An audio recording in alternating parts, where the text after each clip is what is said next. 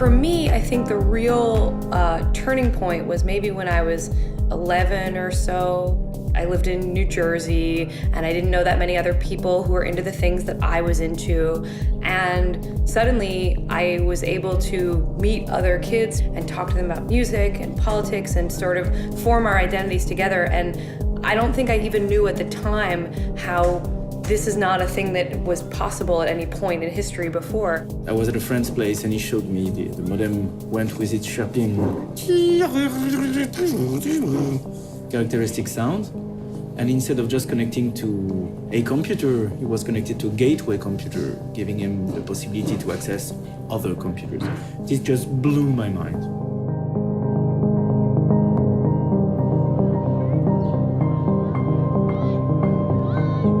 And the simple fact that they could have,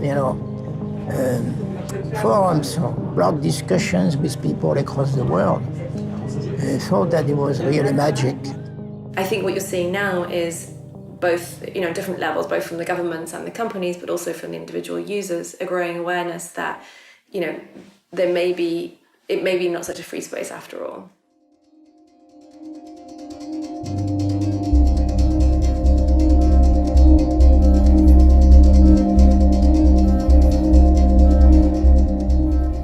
US intelligence confirms it's collecting the private messages of internet users. 9 major internet companies, they include Google, Facebook, Yahoo, Microsoft, Skype, YouTube, Apple, AOL, and Paltalk, have been used by the FBI and the National Security Agency to monitor photos, videos, emails, audio, and all other sorts of information, tracking a sweeping scope of individuals' online activity.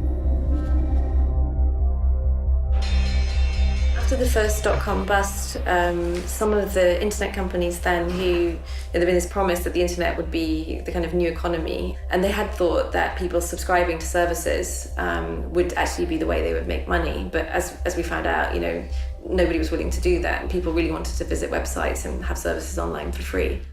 After that, a couple of organizations started experimenting with the idea of using the data that they had on their users and realizing that this was quite valuable in the context of advertising. And that's kind of how it started. It's what some people call the internet's original sin. When 9/11 happened, they took the programs that I had helped do and put together and used them to spy on everybody on the planet, including all US citizens first. We were the first ones who they adopted bulk acquisition and bulk collection on. That was US citizens. They do it in the easiest way they can, which means if companies have assembled information about their customers, then that's a readily accessible set of information about a large number of people. Then the intelligence agencies will simply go there and buy it from that company or get access to their data directly. It's a kind of surveillance that is rather invisible to the person, and that is at the crossroads of public and private actors. And that is nested in our everyday life through our everyday services, you see? So it's much more, I would say, difficult for the people to identify that they are object of surveillance. Putting yourself, tons of personal information online using Facebook, Instagram, Twitter, whatever, people don't really realize the danger when it comes to that.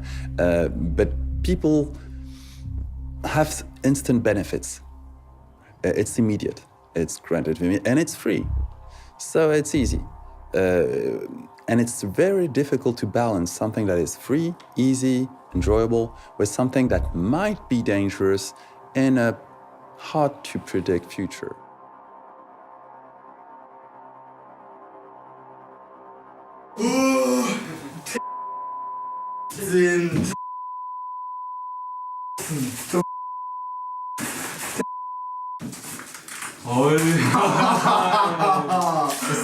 Was du saufen oder was? Ja, boah. Willst du ja mal zusammen gucken, wird dir das gefällt da? Oh oh.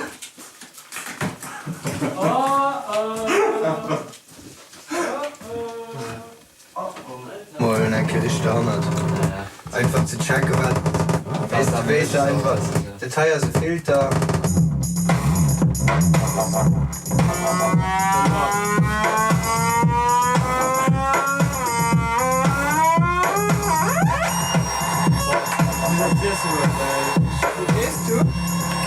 gucken, weil schon um 6, halb 7 im Keller sind.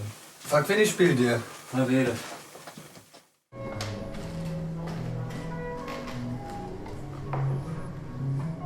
Gordon hat, weil der Regie gemacht hat in Leipzig, wie man da vorgeht, weil die haben irgendwie nicht mehr viel Geld über und sollen dann irgendwie dabei haben. Und das wird wahrscheinlich irgendwie so eine Vertragssache.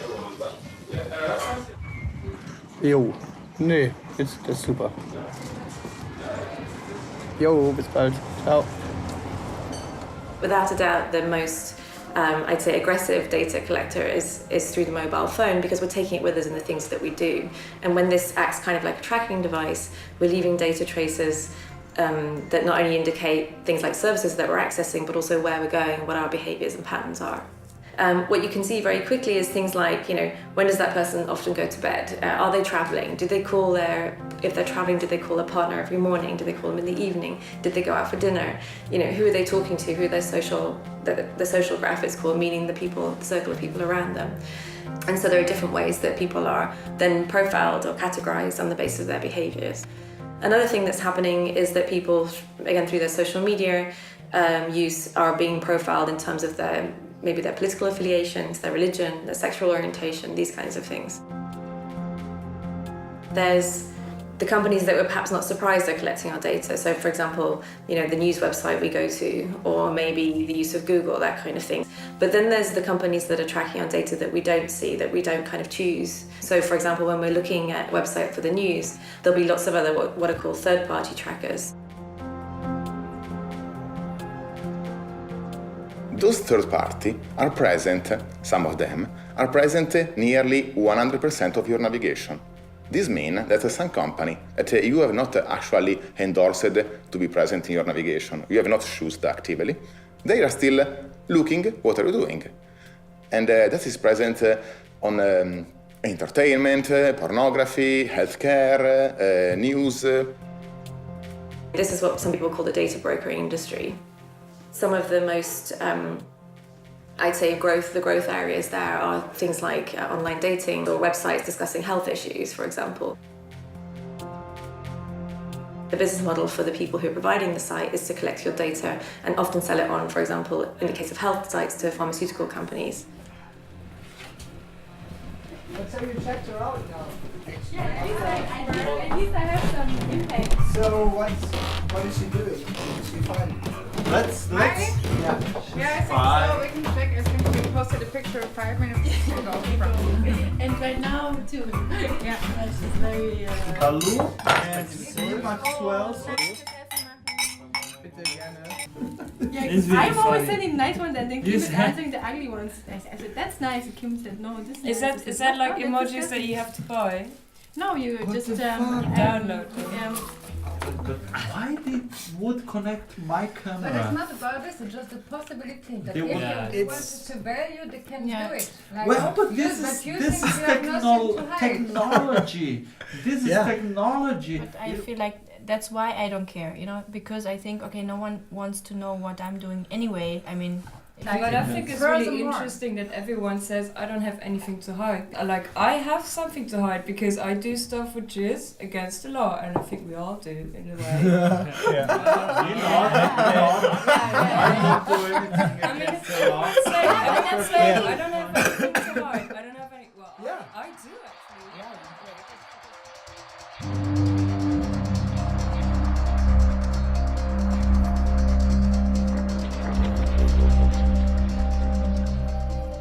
I think it's kind of a difficult question. The process people go through in, I think, justifying their use of technology in terms of this business model of, okay, I get this for free, I give over my data, and I have nothing to hide, so why do I care?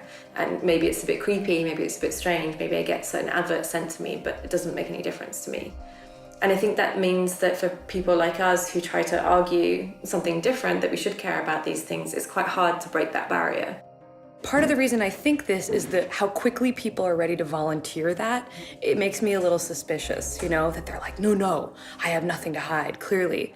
And really they're thinking, maybe I'm a little worried about this, but I don't want to be the one to say it. But think about how people who care about surveillance have been marginalized, you know? There are so many jokes about wearing the tinfoil hat and, you know, do you really believe that they're reading your emails? When I hear someone say that, I actually hear them say, I believe something quite different from this, but I don't want you to know that I do because I don't want to be the one who thinks that. And the other problem with the nothing to fear, nothing to hide debate is that all of us do have something to hide. You know, every single adult has probably committed a criminal offence in their life. It might be something quite minor, like stealing from work, or traffic violations, but there are many activities that are criminal but not necessarily deviant. You know, the criminological literature will tell you that a lot of people offend consistently, you know, and it's in, you know, the percentage of like 60% or more people will regularly commit offences. These might be minor offences. So lots of us have something to hide in that respect. If you say you have nothing to fear because you have nothing to hide, so be happy, not worry, I say, okay, fine, turn over the keys to your car, your house, all of your passwords, all of your accounts, medical records, everything. And I'll put them into a special secure lockbox, but I'm gonna keep it, I will keep it for safekeeping. No one, and I've this is now thousands of people over the last several years in front of multiple audiences, no one was willing to turn over any of that information to me. And I'm asking them to consent. Okay, tell me. So basically what we would do is put a spy software on your cell phone, which is gonna look at the patterns and actually at the things you agreed or clicked OK on the terms of condition of the apps you're using. Yeah. This plus your browser, we would mostly look not really into the contents, but on what we call metadata, where you're going, when do you browse, to whom do you talk, and basically look a little bit like what does your digital life say about you. Yeah.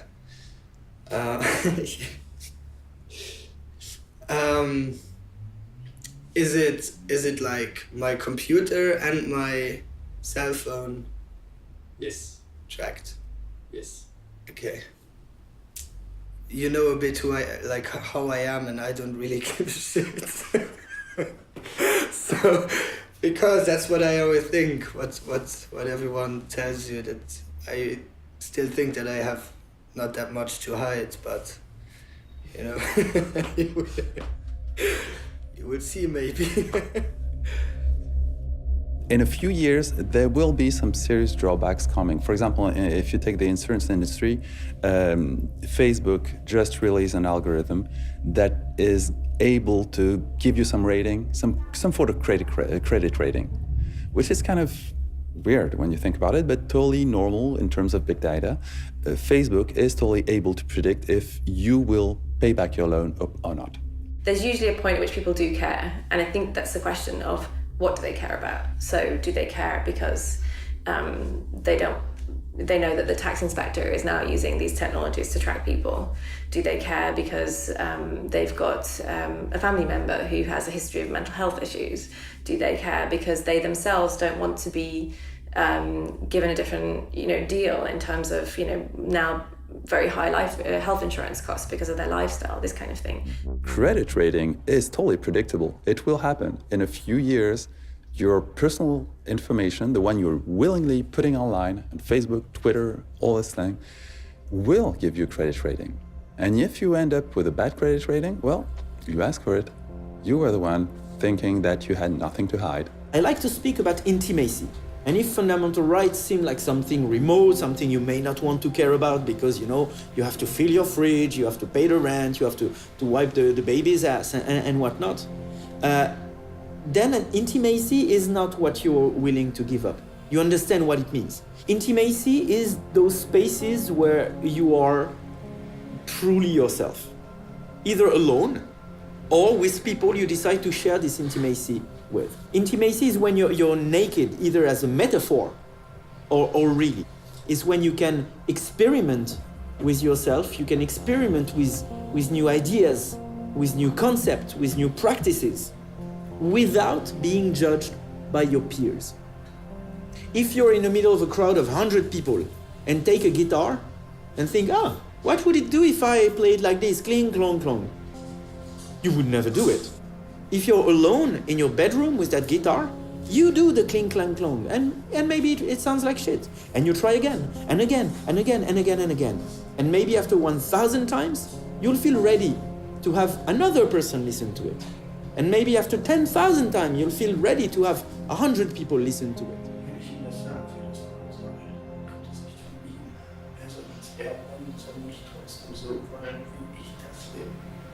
Der andere soll einen einfach mal wollen. Aber von sich aus soll der wollen. Ja, von sich aus soll der das wollen, aber so wie ich das will. It's because you have an opportunity in your intimacy to experiment without being judged. That you can make mistakes with no cost. It's because of that you can develop your personality. This is what we are being robbed. People don't really think of these things. I think also they don't realize that their situation may someday change. You know, today you might feel like you're not a very political person or your life is not very exciting. But what happens if suddenly, let's say you live in a rural part of the world and an oil company wants to put a pipeline through your land or something, that now suddenly you do have some things to hide. You do have an adversary. Arguing that you don't care about privacy because you have nothing to hide is no different than saying that you don't care about freedom of speech because you have nothing to say. But the bottom line here is, even if you're not using a given right at this precise moment, other people do. Saying that you don't care about a right because you're not using it personally is the most antisocial thing you can possibly say. What it's saying is that I don't care about other people. Now, particularly if this is being said by someone who occupies a position of privilege. You know, if you're a rich, old, white guy sitting on the very top of society, you don't care what the laws are, you don't care what the rights are, because society is ordered to protect your interest. It's the minorities who always face the greatest risk.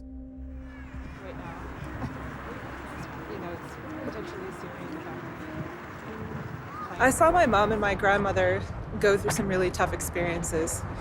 And I, became aware that discrimination and violence against women and girls wasn't just happening in my family or community.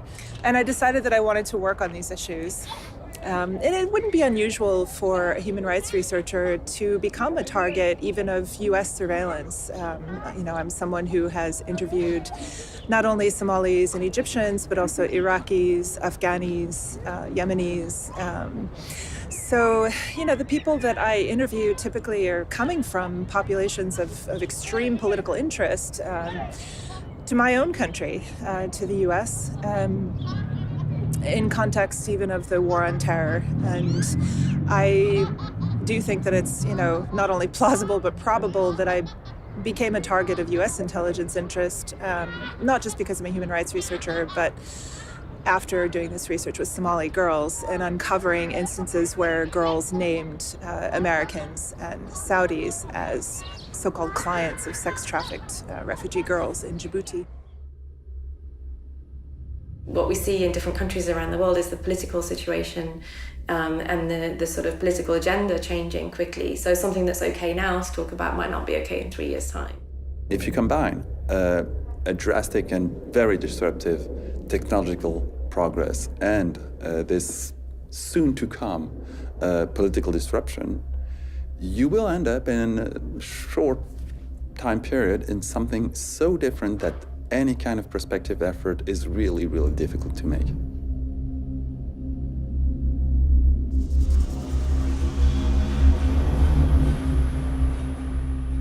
So I'm gonna plug in the USB stick and we can have a look at what data we have. So we have different... X, all logs. Exactly. So all logs, that's data from his iPhone. And from the MacBook. And from the MacBook. And from the MacBook, we have his browser history. So from his laptop. And from the iPhone, we have lots of different data sources. Ah. So we have GPS data, we have an overview of all the apps he has installed, we have his browser history from his iPhone. We know who he called, who's in his address book. We have his Facebook messages, SMS, Skype messages, WhatsApp messages. Damn. Yeah, so we can I feel bad. kind of see what apps he used. So I'm a data analyst, which means I work with databases and I analyze data to usually find fraud or suspicions of fraud in the data. And I'm going to apply my skills here to, first of all, to identify patterns in the data, to see who Mr. X is, what he does regularly, but also to find things that are unusual in the data. My goal is to correlate the different data sources to see whether there are any patterns between the different data sources. I was dedicated to do privacy analysis on the mainstream website. So understand which are the third-party trackers present in the website. I will try to apply this analysis also to the browsing history of Mr. X. The point is, it's collecting data on that scale on everybody in a country presents the opportunity for the government to go really bad. They just don't understand that. Now, people in Germany who have experience with totalitarian states like the Stasi and the Gestapo and SS, they have living memory of what it means to have that kind of information in a central repository for central government to use. And it's only a matter of whether or not the government is favorable to democratic principles or not, as to whether or not they become totalitarian or not.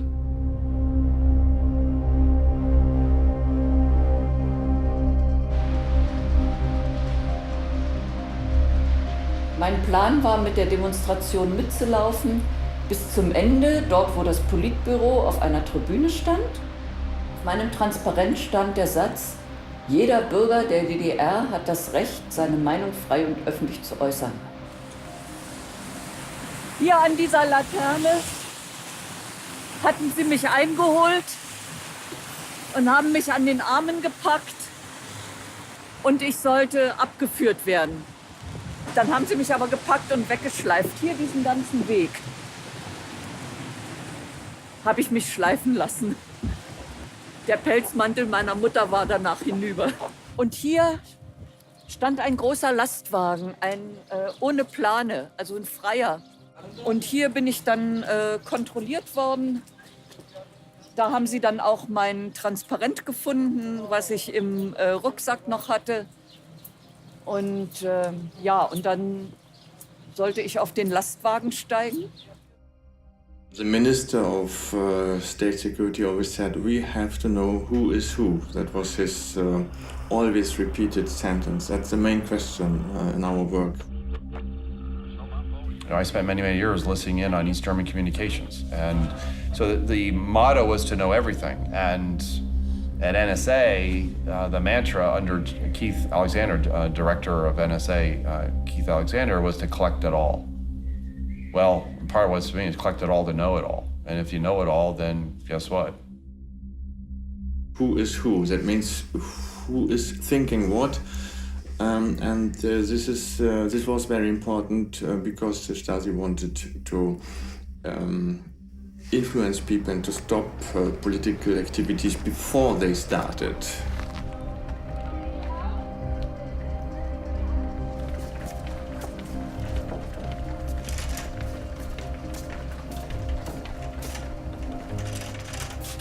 Diese Oppositionenbewegung der 80er Jahre begann in der Hochzeit des Kalten Krieges, als Atomwaffen in Deutschland stationiert wurden. Also wurde ich dann Mitbegründerin des ersten Friedenskreises der DDR, des Friedenskreises Pankow, gegen die Militarisierung des Lebens in der DDR, gegen die Stationierung von Atomraketen, gegen Militärunterricht in den Schulen. Ich habe ja dann 1982 auch einen der ersten privaten, sozusagen Umweltkreise gegründet, der sich immer in meiner Wohnung traf. Und später dann ab 1984 kamen dann auch Menschenrechtskreise dazu, also Kreise, die die Menschenrechtsverletzungen in der DDR thematisiert haben. I was in the Stasi archives this past year, and it's quite something seeing row after row, file after file, thousands upon tens of thousands paper-based, which in itself had been the system for keeping track of all that, the system for indexing had gone through several iterations, and they were actually moving, even the Stasi were moving in the 1980s to computer-based systems. Tonbandmitschnitt hier. Hier ist ein Tonbandmitschnitt. So sehen die dann aus. Ja? Da ist bei einer Veranstaltung heimlich ein Tonband mitgelaufen von der Staatssicherheit. Und die Staatssicherheit hat dann dieses Tonband abgehört und hat aufgeschrieben, was ich auf dieser Veranstaltung gesagt habe. Es gab aber auch Abhörprotokolle vom Telefon, weil ich für die Stasi wichtig genug war, meine Anrufe abzuhören. Also das ist hier ein Maßnahmeplan der Staatssicherheit, Plan zur Zersetzung zum OV-Virus. Virus ist der Name meiner Akte. Operativvorgang Virus. Mit dem Ziel, den Einfluss, die Aktivitäten und die Teilnehmerzahlen des Friedenskreises Pankow zurückzudrängen und die führenden Personen des Friedenskreises zu verunsichern, werden folgende Maßnahmen der Zersetzung vorzuschlagen.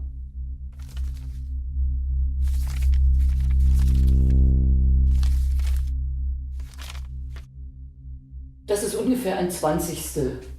Also ich habe 20 dicke Leitsordner und dann noch ein paar kleinere Aktenteile, die man irgendwo gefunden hat.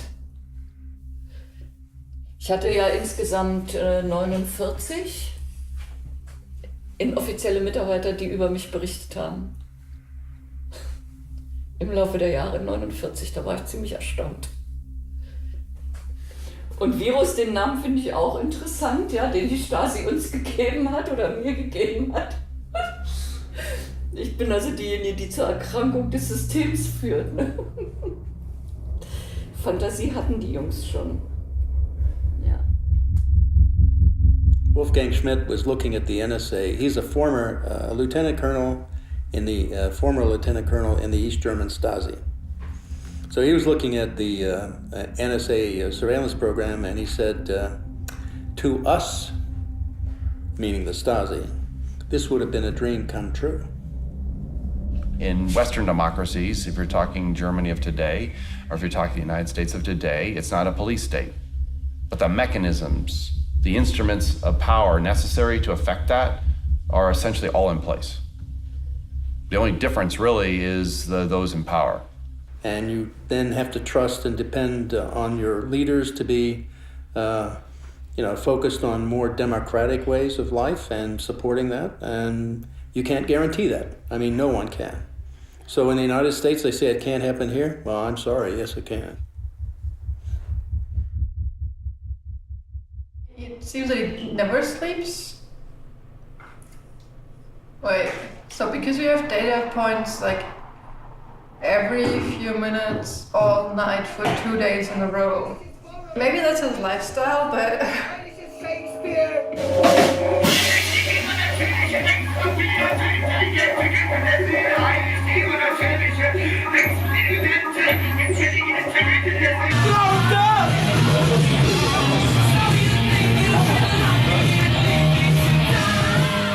Here, for example, last data point is at midnight, and then we have another one at 11 in the morning. So that would make sense. So maybe it was really just that he didn't sleep for 2 days in the beginning. And then as I recovered with 11 hours of sleep.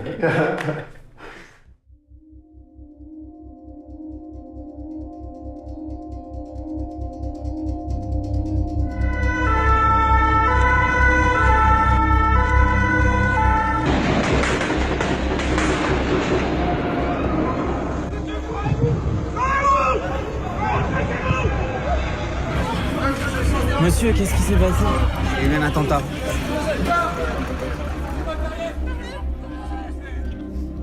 French MPs have approved a bill which would give intelligence services their most intrusive domestic spying abilities ever, with little judicial oversight. The move comes in the wake of the Charlie Hebdo attacks in January. This bill will govern all of the powers available to law enforcement, the security and intelligence agencies and the armed forces to acquire the content of communications or communications data.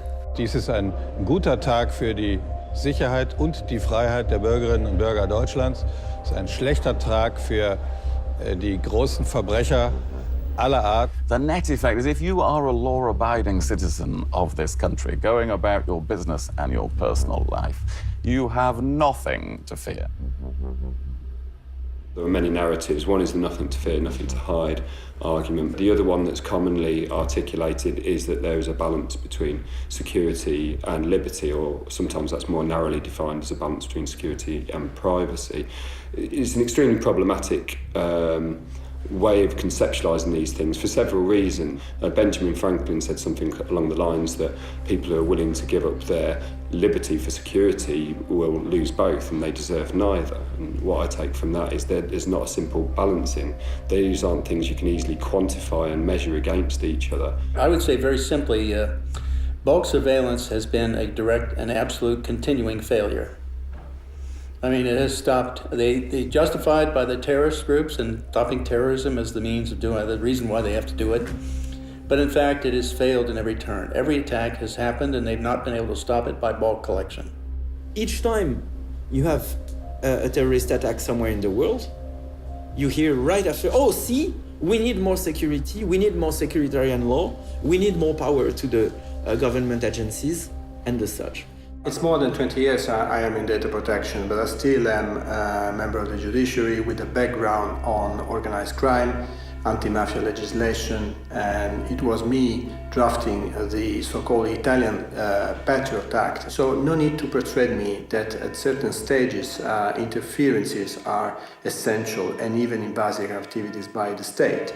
But the efficiency of criminal investigation by police and judicial offices should build on selective sources. What works is difficult, is infiltrating the networks, is surveilling the individuals, is blending into the mass, is for agents to learn languages and risk their lives.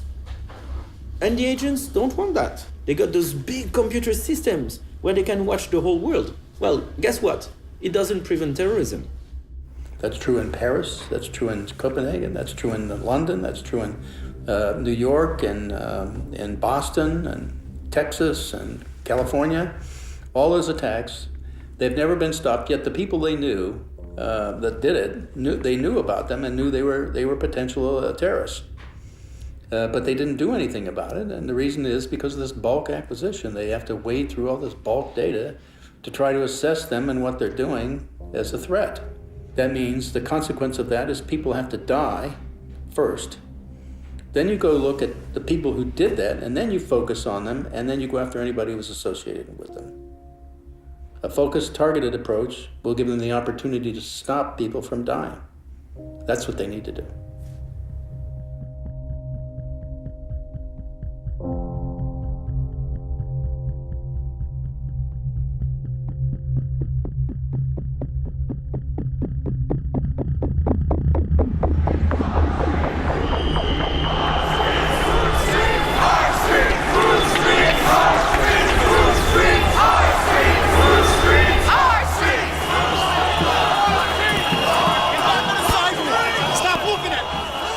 The documents that we got show an enormous depth and breadth to the level of surveillance against the Occupy movement. The FBI is using domestic terrorism authority to go after the Occupy movement and collect information on people and on a movement that they acknowledge throughout the materials is a peaceful, nonviolent movement.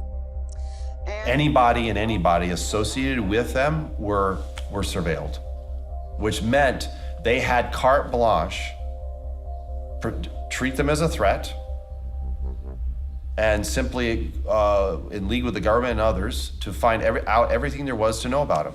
Remember, Occupy Wall Street, interestingly enough, did end up resulting. People were on the streets facing police, right? Meanwhile, there's all the hidden side of that. And with cameras that can now do facial detection from many hundreds of meters away, scanning crowds, right? And incorporating that all into databases just based on a few select points.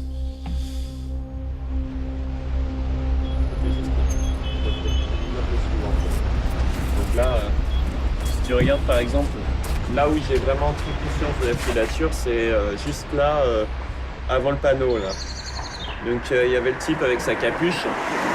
Déjà bon, il y a des moments où les capuches, la capuche, l'air comme ça avec le sac à dos qui regarde obstinément ailleurs quand on le regarde.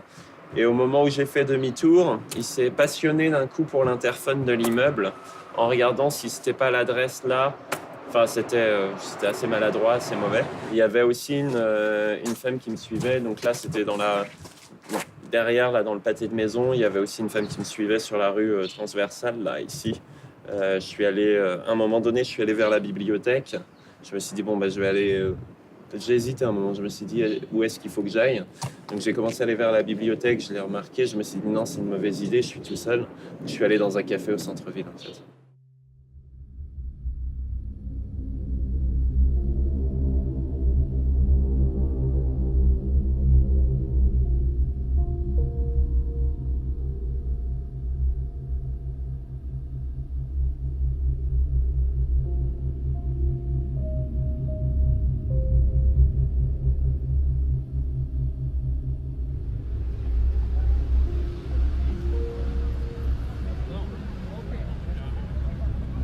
Moi j'étais investi depuis plusieurs mois sur les processus d'organisation de la COP21. Donc en gros c'était toutes les questions logistiques et moi j'étais un peu dans la commission juridique de soutien aux manifestants.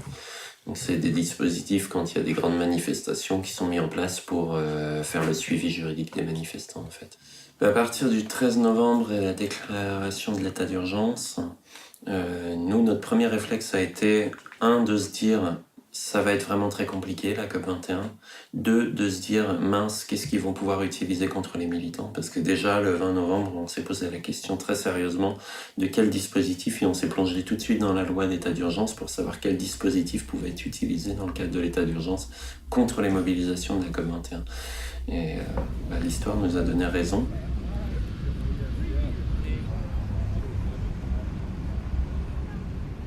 Et ça a mis une pression extraordinaire sur l'ensemble des dynamiques, puisque c'était censé être une mobilisation internationale où étaient attendues des dizaines de milliers de personnes, voire des centaines de milliers, parce que c'était plutôt sur ça que tablaient les grandes organisations telles que Havas ou autres, qui le 29 novembre voulaient ramener plusieurs centaines de milliers de personnes dans la rue.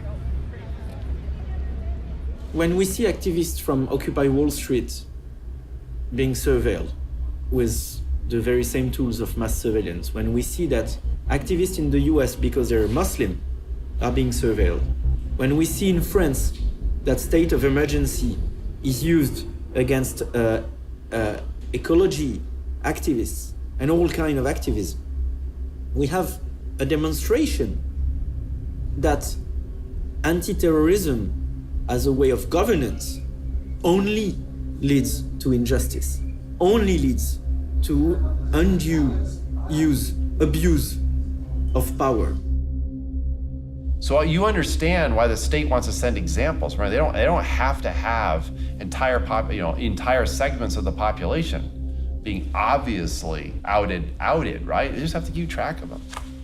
And those that are a bit more let's say expressing themselves, let's say a bit more questioning about authority, well, they're the ones we're going to pay a little bit more attention to, especially if they organize, especially if they associate. La note blanche, c'est toutes les petites notes cumulées que les agents de renseignement prennent sur le terrain. Par exemple, là, je vois animateur du camp de Bure. Donc effectivement, pendant 10 jours, il y a eu un camp un village organisé à Bure, dans l'est de la France, contre un projet d'enfouissement de déchets nucléaires. Donc ça a rassemblé 800 personnes par jour, et c'était en lien avec les associations locales, ça a été construit avec les habitants du coin, ça a été construit avec énormément de monde. Donc de ne retenir que il y a eu des actions, de le superposer à il a animé des réunions, c'est comme si j'avais organisé ces actions en fait. On met ça dans la note blanche, Je participe à la mobilisation, je fais partie du collectif de soutien à la lutte de Notre-Dame-des-Landes contre la construction d'un aéroport à Nantes. On avait organisé juste un petit rassemblement spontané à la station Notre-Dame-des-Champs à Paris.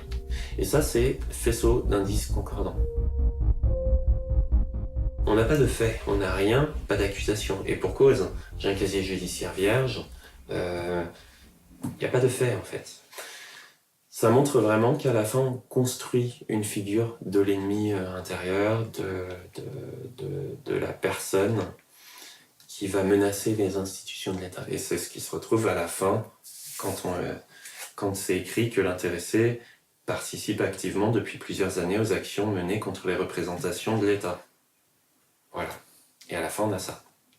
Et cette feuille-là, quand un juge il a ça, et ben il part du principe que ce qui est là, c'est suffisamment convaincant pour qu'on ne remette pas en cause la version officielle, en fait.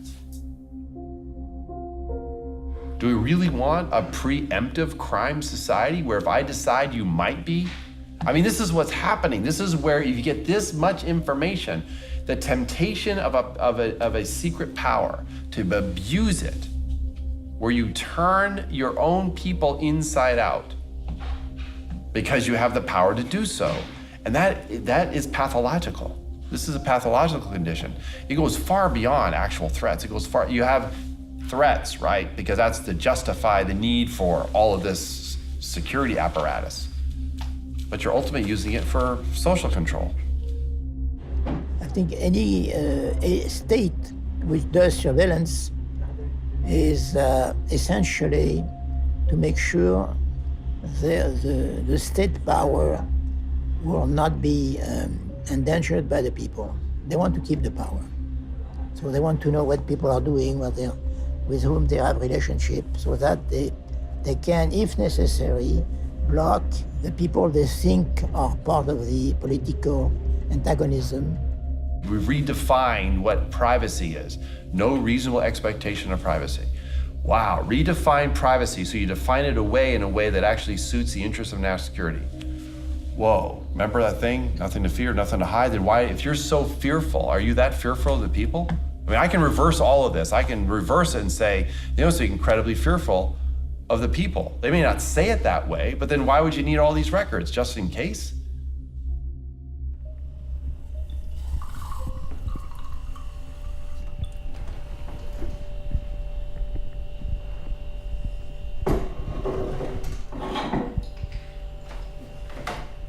Ich bin persönlich von Überwachung betroffen gewesen, weil mein Freund André Holm seit 2006 beschuldigt wurde, Terrorist zu sein.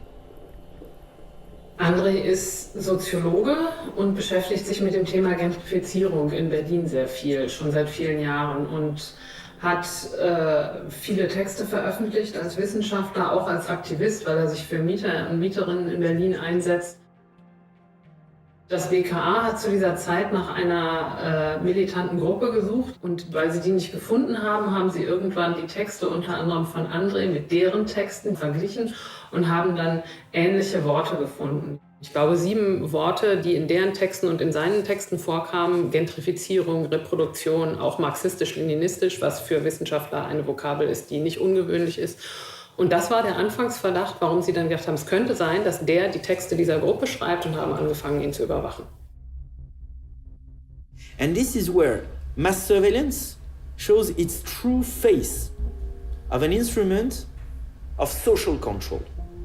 This is the main purpose, the main effect of mass surveillance, is to keep populations under the diffuse impression that if they say something, or if they do something that may make them look like they have something to hide, that may be something worth hiding, then people will know about it, so they better not say it and not do it.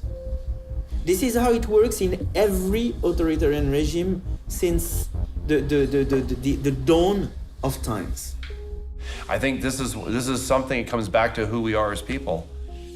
I just know from history, I know from my own experience, I know from even dark chapters in US history, that the power of the state through instruments like surveillance, ultimately turn against the people. And it's not far removed, right? It's not far removed to take that kind of power and now establish something that's clearly undemocratic. And you in essence are treating all of your people as subjects, right? Not citizens. This myth of nothing to hide, when put into action, may turn individuals into perfect subjects of control, into subjects who accept control, who accept dominance, who accept servitude.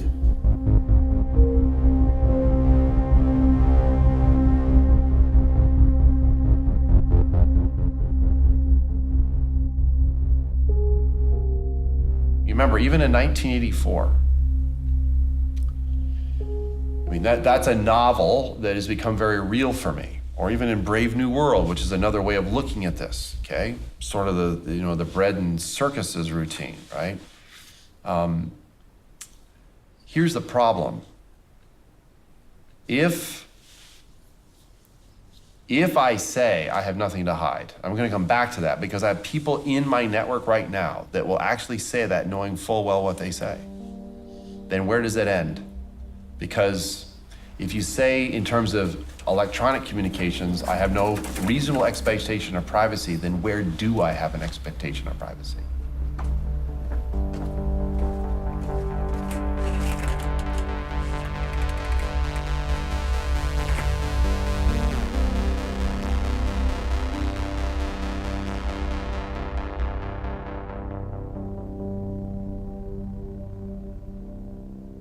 After the first time we met, around 5 weeks passed.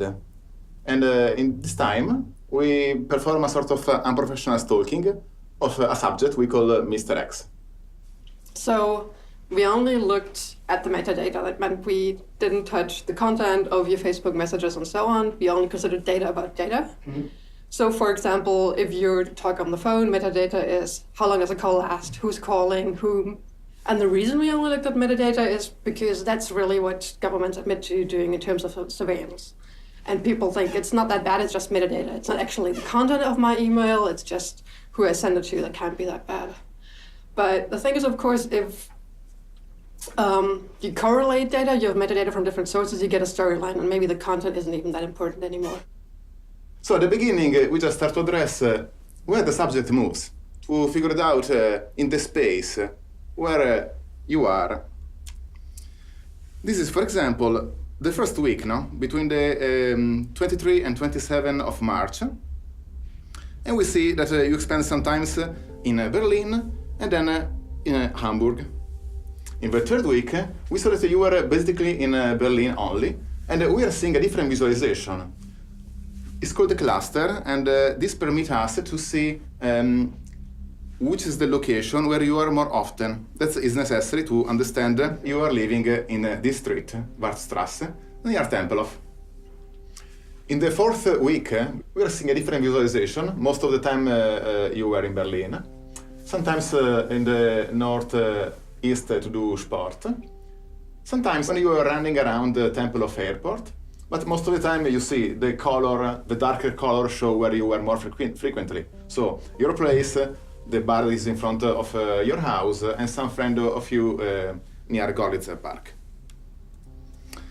In the last week, we see in fact that you went in Leipzig again, and also you move in Luxembourg, where when we discovered that you are in fact born. Analyzing the URL you are connecting, we saw at first who you are and which is your Facebook profile. And then we find another secondary event. What has attracted me was this spike. This is the most high frequency usage of web you have done during this month. Why, I wonder? That was the point. 27 to 28 of March, has get hired one episode in which you were performing in Tatort. The reason of the spike of the navigation is that you were quite concerned on the critics and the reaction of the person. So mostly you were checking if everything went good, if your performance has been appreciated by the audience. A spike of Facebook message appears of persons that normally don't talk with you. So probably they were just telling, congratulations, I saw you, well done, Max. And this is the same kind of anomaly that happened during the birthday, when persons that normally are not in touch with you, but for that day, they arrive. We saw that you were quite active all the night, until 6 a.m. at least, maybe with a couple of hours of stop. Another way to see anyway the metadata is just to synthesize and take some very peculiar moment of the day. For example, where you were between the 4 a.m. and the 5 a.m. So, where did you sleep last night? Mostly we see that are 2 days where you are in the towers. And if we unzoom the map at European level, we saw clearly the Hamburg and Leipzig, where you were for a couple of special events. Okay, so here's a quick overview of the data that we collected from you. You can see that it varies per day. We get a lot of location coordinates. So we did an analysis of what domains or what websites you visit when you surf the web.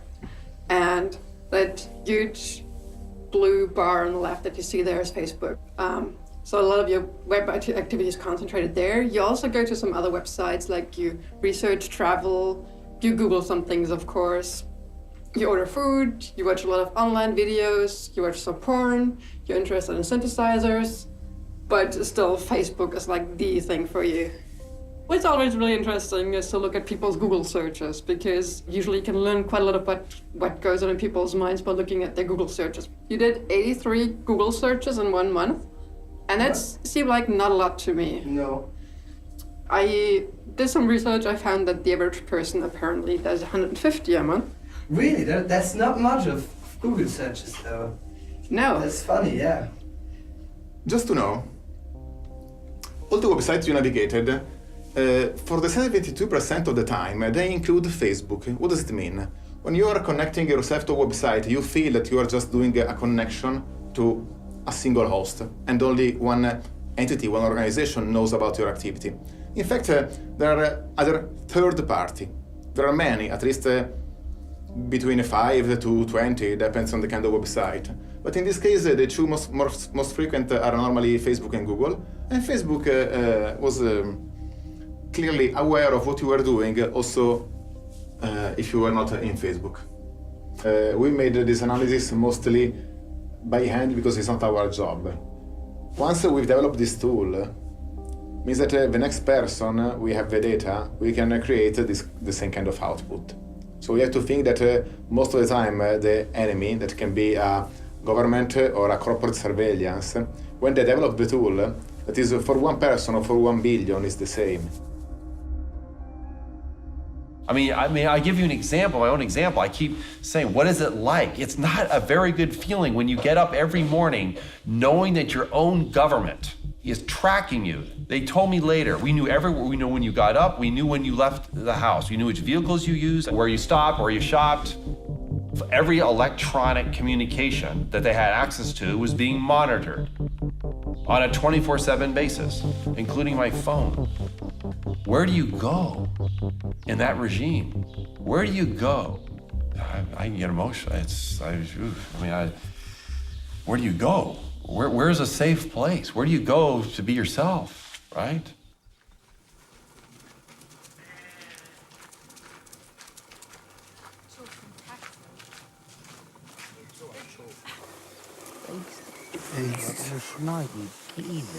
Natuur. Stress is natuur. Maar Alem, du hast du Kopfsprung ruf gemacht, übertrieben. Maar ja, maar dat hebben we net Guck de Fiels. Maar ja.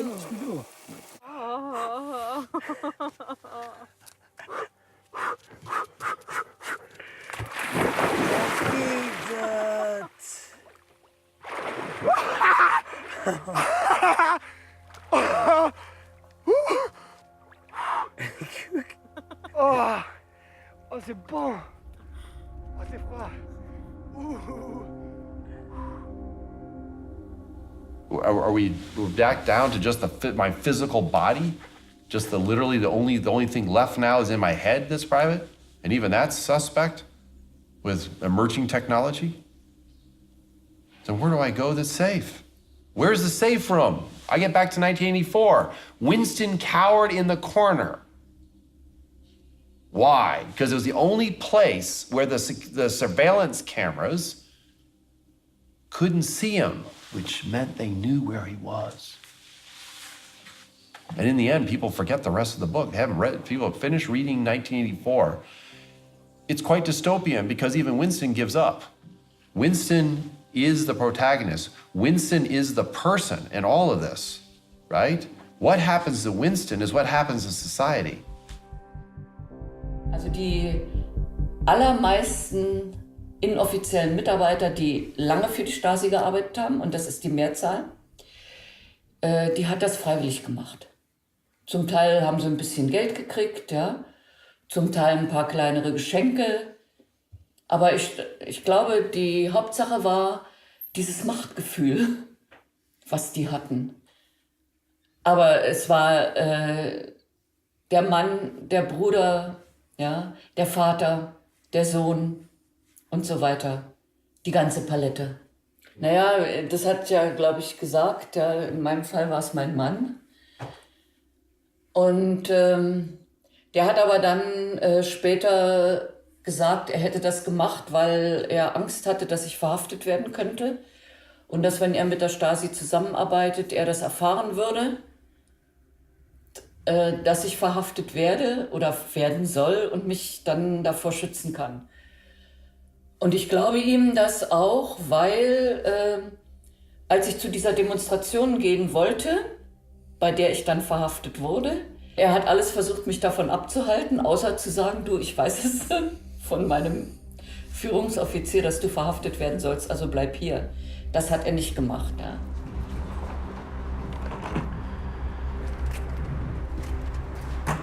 C'est ça en fait le fond de la chose, c'est que beaucoup de gens se disent non mais il a sans doute cherché, il y a sans doute une bonne raison.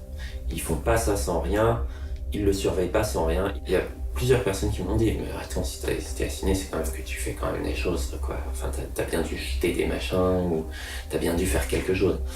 Et quand il y a une prise de conscience que c'est pas le cas, c'est là que la plupart des gens se disent ah merde, je pourrais être surveillé, je pourrais avoir des problèmes aussi. Et c'est ce qui s'est passé pour ma famille et pas mal de gens de mon entourage qui me connaissent, qui savent qui je suis et qui eux ont violemment pris conscience de ce que voulait dire la surveillance et de ce que ça pouvait entraîner comme conséquence en fait. Pour moi c'était un peu difficile parce que je savais que Joël était surveillé et puis cette surveillance, donc quand on le sait pas, mais dès qu'on commence à s'en douter et qu'on en est sûr, bah c'est une intrusion dans l'intimité qui est quand même très violente et enfin moi je l'ai vraiment vécu comme une violation de mon intimité. Moi ça m'a mis vraiment, je pense, une bonne semaine à me dire allez, faut que la vie elle continue et il faut pas rester dans cette paranoïa et cet état de psychose et post-traumatique. Vraiment. Et donc la plupart des gens se pensent à l'abri de ça. Mais il suffit que la police se trompe de porte lors d'une perquisition administrative sous état d'urgence, qu'un voisin mal intentionné ou un collègue mal intentionné dit lui, il est louche, il s'est rasé la barbe, il va à la mosquée, et on peut très vite tomber dans cette case de la personne surveillée en fait. Et d'avoir le sentiment qu'on est à l'abri de ça parce qu'on n'a rien à se reprocher, et ben c'est vraiment là où s'articule la force de la surveillance en fait. C'est qu'elle isole les personnes en fait. Elle isole l'individu, le bon individu du mauvais individu. Das fand ich persönlich furchtbar, das war wahnsinnig unangenehm. Faktisch zu wissen, hier in meinem Leben jetzt findet das statt, dieses Telefon wird abgehört. Es gab Observationen auf der Straße, also zivile Beamte, die unsere Wohnung beobachtet haben oder uns hinterhergelaufen sind. Es hat auch Kameras gegeben, das wissen wir aus den Akten, die auf unsere Hauseingangstür gerichtet waren und auf den Hinterhof. Andres Eltern, die phasenweise auch mit überwacht worden sind, weil unterstellt wurde, dass selbst die in dieser terroristischen Geschichte mit drin stecken. Wir wissen von BKA-Überwachung von 2006 bis 2010, also 4 Jahre. Ob die vorher überwacht haben oder uns jetzt noch beobachten, wissen wir nicht. Wobei ich auch in Akten später gesehen habe, dass auch meine öffentlichen Veranstaltungen, wenn ich über dieses Verfahren berichtet habe und über die Überwachung berichtet habe, dass auch das vom Verfassungsschutz beobachtet wurde damals. Und das kann ja sein, dass das bis heute stattfindet. Aber ich bin Jahre später irgendwann mal in den USA gewesen und kann mich sehr deutlich an das Gefühl erinnern, in diesem Hotel auf dem Bett zu sitzen und zu denken, jetzt sind sie wahrscheinlich nicht da. Und das war ein unglaublich befreiendes Gefühl, plötzlich das erste Mal das Gefühl zu haben, ich bin alleine. The feeling of not being able to conduct my work or my personal life without prying eyes and ears felt like an injustice, an invasion. There are levels in which it affects you also emotionally. In 2013, my mother, was given a diagnosis of a terminal illness. And, some of the most important conversations of anyone's life, certainly my life, took place, as my mother was actually on her deathbed. And, after these feelings of, just total invasion, I wasn't able to sort of just connect with this experience of taking care of my mother without doing something about, the mobile phones that are constantly in the room. So, maybe strange to say, but it offered me some little bit of comfort while taking care of my mother to put the phones in the other room. And literally when she was, sharing with me some of the, the last things that she wanted to say to me, I had to go put the phones in the freezer. And, maybe that sounds nuts to a lot of people, but, it's mass surveillance, comes home. It's not just something that happens over there or to, NSA contractors. It's not just something that, famous people talk about or journalists are concerned about. It can touch the lives of people who think of themselves as regular people. What can make a bit afraid is really like this dislocation things. Like, this weekend where I was in Hamburg, that's really weird. Like, to see like I was this dot at that point. You are clubbing here. Yeah. Those are things that is really, really personal stuff, where you don't want to share it with someone.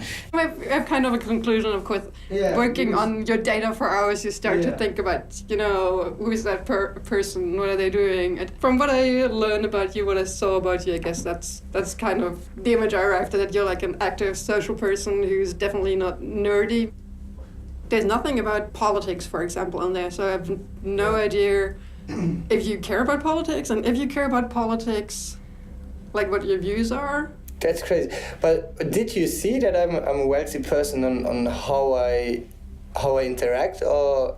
We can guess from the social graph. So we don't know the person, but we assume that if you're in touch with a famous actor, implicitly you belong to certain kind of social circle. If your provenance is a person that speaks 3 languages, came from one of the healthiest places in Europe, again, it's another probability, another high chance that maybe you belong to a certain kind of social status. And then it plays a role in terms of, for example, credit rating. Insurance might become more expensive for you, or products at the extreme end might become more or less expensive for you, depending on how much money you have and how much you want them. Because we can kind of see what you do and what you need. If you have the indicator of don't sleep for 2 days in a row, or to be in the point A to a point B in less than this amount of time, that means you are going fast with your car, are things that somehow discriminate you. Yeah, I feel that is really unfair. And Facebook Addict, yeah, it seems really weird because I don't post that much, you know. I don't go like stalking people. It's more like to do, well, yeah, to advertise like my job. I was using when you connect us Facebook the first time to understand when you wake up. Yeah, I guess most of the people do that. I don't know. I do it like this. It's weird. You have to think that the app we are installing in our mobile phone most of the time have access to some of the metadata we used. And you don't know exactly who is behind. We promised to you that we are not going to make any harm with your data. But when your data are collected by 20 or more anonymous company in the other side of the ocean, and you for them are just a number, that is the scary aspect of the corporate surveillance. They pull in all the metadata of your transactions, and then they can do timelines of your entire relationship in the community that you have and the transactions over time in sequence, and build basically a timeline of your electronic life. It's all done automatically with software. It doesn't take people to do it. They call it the corporate store, sort of in quotes, the corporate store. It started off with just phone numbers, which obviously can be indexed to names and addresses. And then it turned into emails, financial information, internet usage. Well, what they're primarily interested in is who are you hanging out with and what are you saying? Who are you spending time with? This is where the metadata actually is quite significant.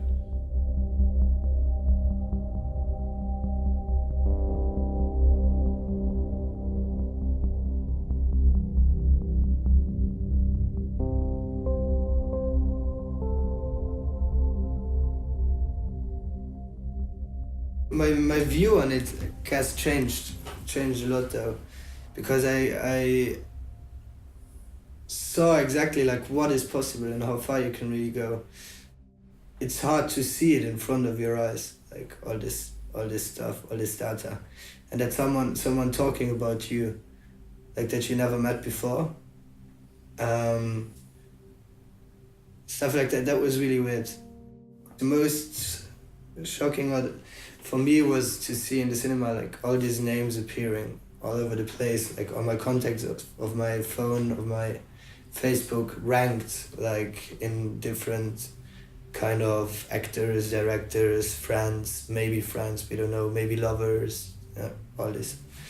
And even they had a weird feeling because a lot of people came back and were really asking like, oh, how is the surveillance going and the movie and thing, because I guess that was something really, really weird for them to hear from me, that I'm next to them and I get surveilled like the whole time. No, for close friends or whatever. Like they were like, this is pretty. These questions, they came always back, like these questions of, was it really a good idea to do it, and do I really want to show my behavior on my phone or on my internet and everything. And I think it changed a bit maybe my behavior in that time, but I could not say really how. It was just a bit weird that I really saw that there were that less information, considering like Google searches, for example, you know.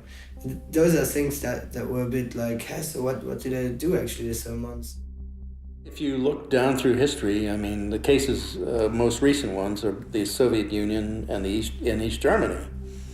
If you looked at the surveillance states that they had and how that worked, was people became very sensitive to being watched and monitored, and they were afraid to do anything unique or different that is to be adventuresome, to take a risk, right? That destroys that sense of the freedom to do that when you're being monitored.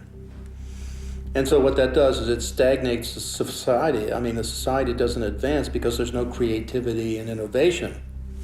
This is an impact on society that's huge, especially in a free society where we should be able to say what we want to say, especially in a private setting. And that's something that is oftentimes kind of done away with when they ask, you know, what's actually the damage? What's the problem? What's like your direct effect Where is the dead body, in a way, if you don't have privacy? And we oftentimes don't have a dead body, we just have a body that doesn't move too much anymore. If your legend, you have nothing to hide, if you try to make yourself believe you have nothing to hide, then you will speak like if you have nothing to hide. Then there are things you won't say. There are things you won't do. There might be people you won't meet. And this is all we lose collectively as a society.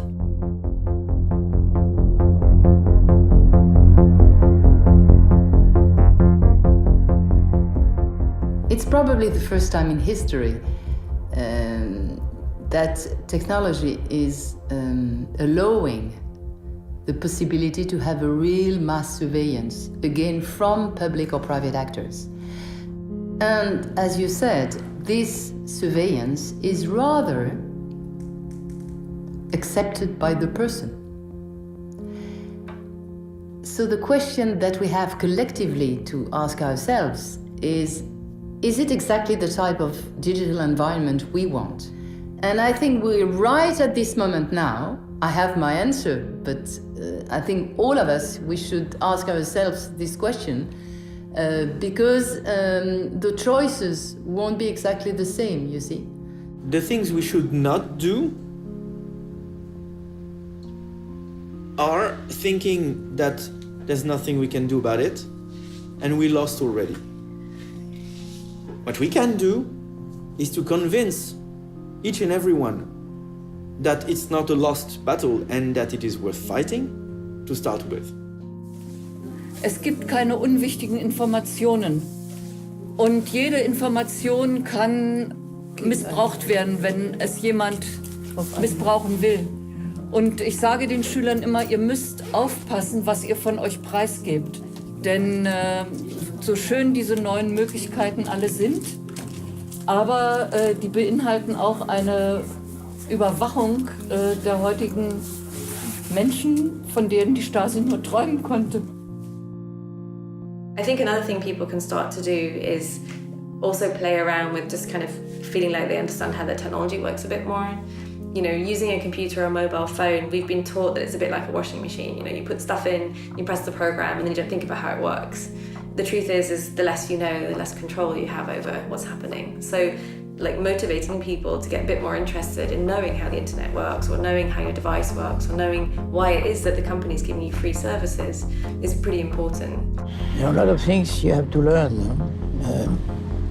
If you want to fly, you have to take courses in flying. If you want to run, you have to train yourself in running.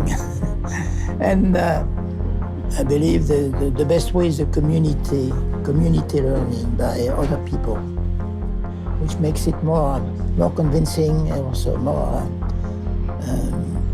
understandable very often. There is, for pretty much everything that you're using now, every Microsoft or Apple product or Google or Facebook or whatever, there is probably an alternative. And in most cases, the alternative is very good. And, you know, just really simple things like using a search engine that doesn't track you, like Disconnect or DuckDuckGo, because we know that Google is a very powerful surveillance engine, you know, in all these great, you know, really sophisticated tools that it gives us. It's taking all of our data. Signal for texting is something that I teach. Tor browser, that is the web browser that helps protect some of your personally identifiable information from websites you visit, from your internet service provider, from anyone who's observing your network traffic, whether they are, you know, your work IT department or a sovereign state. I think we have to be very humble here. We have to think very carefully how we speak about those things. Saying to someone saying to someone living in an authoritarian regime where internet communications are particularly surveilled, oh, you should use Tor, may end up having this person taken to jail or worse. Because in some countries, maybe just using Tor blinks a red light, potential political opponent detected. So it's not about giving advice, it is about sharing and understanding, and it is also about building collective resources where we can efficiently mutualize knowledge. So on a case-by-case basis, we can find appropriate solutions. The good part is that once we arrive to a world where half of the population will encrypt for no reason, it will help others by overwhelming the surveillance state with uninteresting encrypted mails. But we need this hype to start and begin for all of us to be really secure. We need free, liberal software. Software that belongs to the humanity as a whole. Software where everybody on Earth has the same freedom as the author to get to understand what a piece of software does and to get to modify it. Then we need decentralized services. Decentralized services means that you know where your data goes. You know what is happening when you click somewhere. You know what is stored, you know where it's stored. So we need all this in conjunction with end-to-end encryption, not any form of encryption. End-to-end encryption means that you generate a cryptographic key, I generate a cryptographic key. We decide to share those keys, and then we are in control. What I like about the tech side is that there is something that can be done. Each of us can make a change to our behavior in terms of whether we encrypt our communications, whether we use free software, hopefully some combination of all these ideals. And even just making one small change today does do a great deal. Just using an encrypted texting app like Signal for your communications between your friends is not perfect. Phones are bad, all these other issues, but it's something. And I think it shows people that they are empowered to make a change themselves. And it means also that democracy, people got to understand, democracy is not a spectator sport. You have to participate, you have to be active, and you have to do that continuously to ensure that you keep your rights and freedoms. You can do access requests, you can ask any company in the world, what data are you storing about me? They have to send you a copy of everything they hold about you. You have an idea of what they're actually holding about you. You can see, they shouldn't have this information, where did they get it from? And this creates a lot of trouble, interestingly, for companies. If just individual people are asking, what are you actually having on me and why do you have that and how is this legal?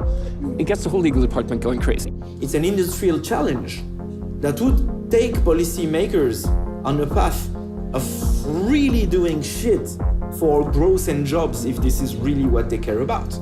Rebuilding the capacity in Europe, in Germany, in France, and everywhere to build computer chips, to build computer systems we can understand on a hardware base is something critical. When we realize that there's something we can do on a personal and community level, I think it can encourage us to act at the political level more, so by contacting our lawmakers or supporting organizations that are doing the work of law reform.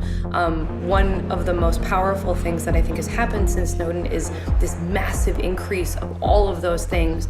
All the people who are working on this stuff, more or less in isolation, have come together in a way that is, I think, when I think that we're gonna win, I think it's because of that kind of solidarity that we have.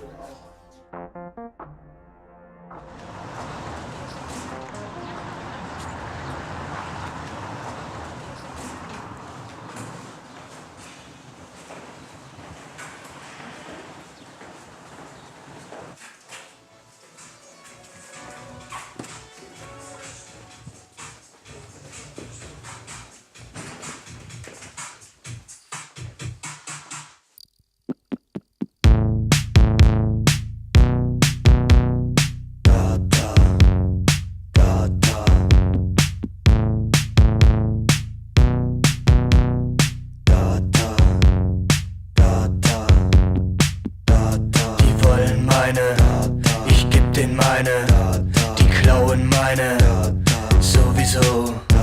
Die wollen meine, ich geb denen meine, die klauen meine, sowieso.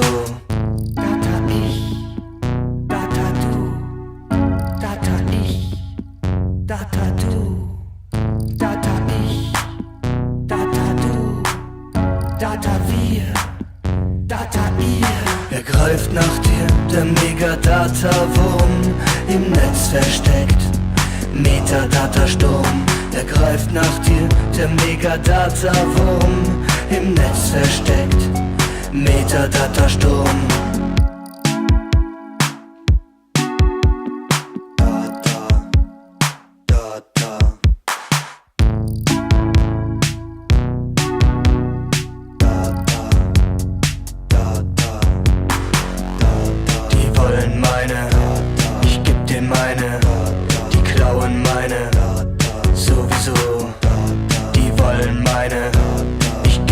meine, die klauen meine.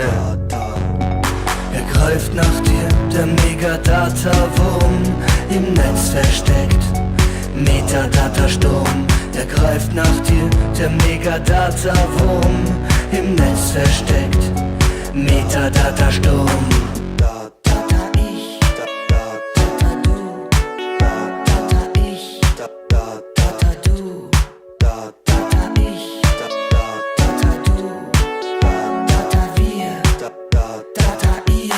Die Staatsmacht wird unsere Data inspizieren, analysieren, sich konspirieren und damit regieren.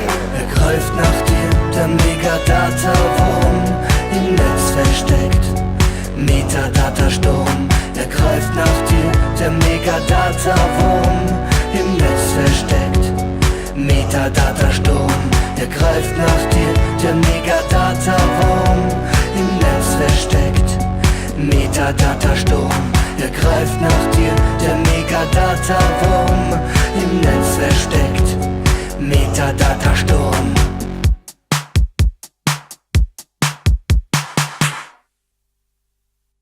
We saw that your mom calls you quite a lot. You're not always very good at picking up when she calls. I actually did the calculation. You're 30% less likely to answer your phone when your mom calls than when anybody else calls. But you're good. You always call her back in the end. I gotta call her back always. Yeah, I gotta.